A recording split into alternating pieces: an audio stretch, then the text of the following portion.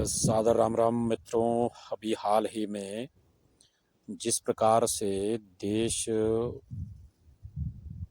में आयोजित AI summit में बहुत से देशों के राजनेताओं ने, ब्यूरोक्रेट्स ने,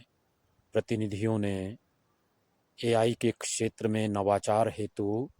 भारत को एक केंद्र के रूप में चुना और उस समिट में जिस तरह से कुछ महानुभावों द्वारा अपनी शर्ट्स उतारकर प्रदर्शन किया गया,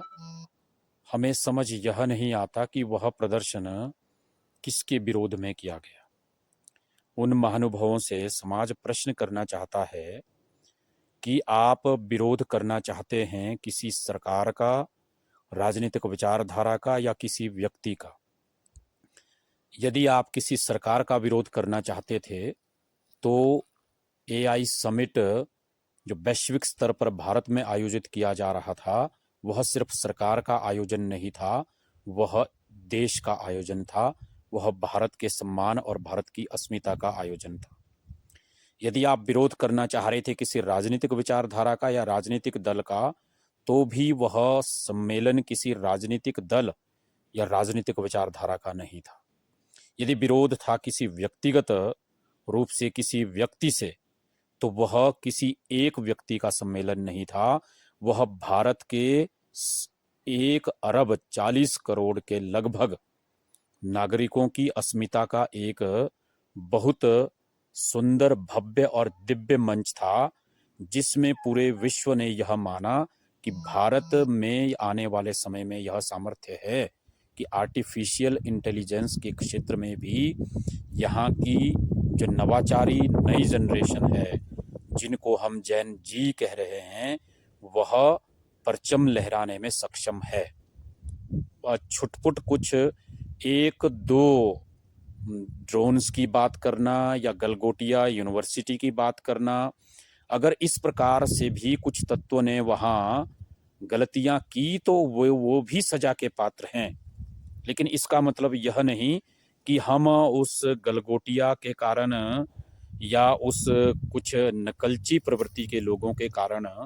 हम देश की अस्मिता पर प्रश्न चिन्ह खड़ा करें और विश्व को यह संदेश दें कि देखो हम कितने स्वतंत्र हो गए हैं लोकतंत्र में अपनी अभिव्यक्ति की आज़ादी के लिए, कि हम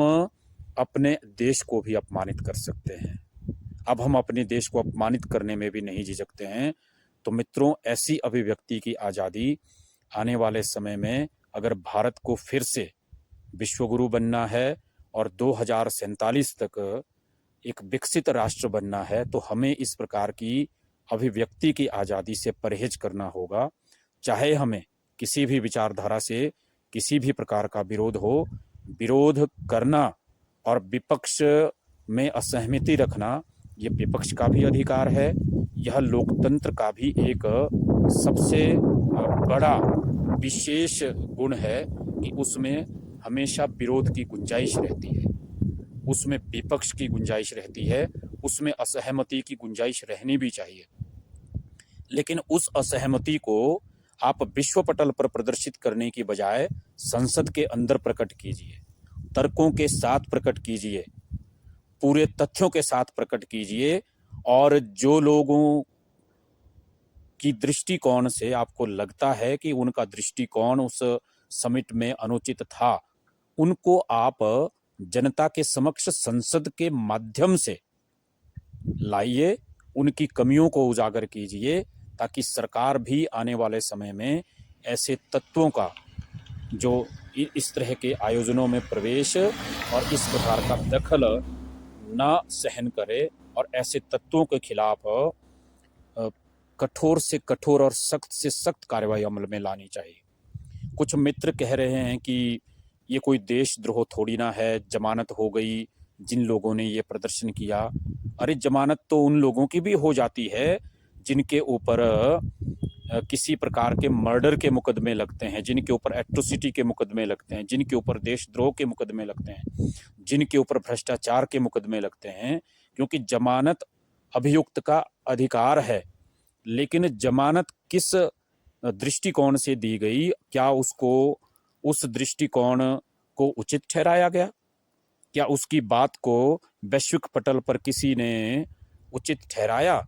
और अगर नहीं ठहराया तो जमानत ही मात्र इस बात का आधार नहीं होती कि हमने बहुत अच्छा किया।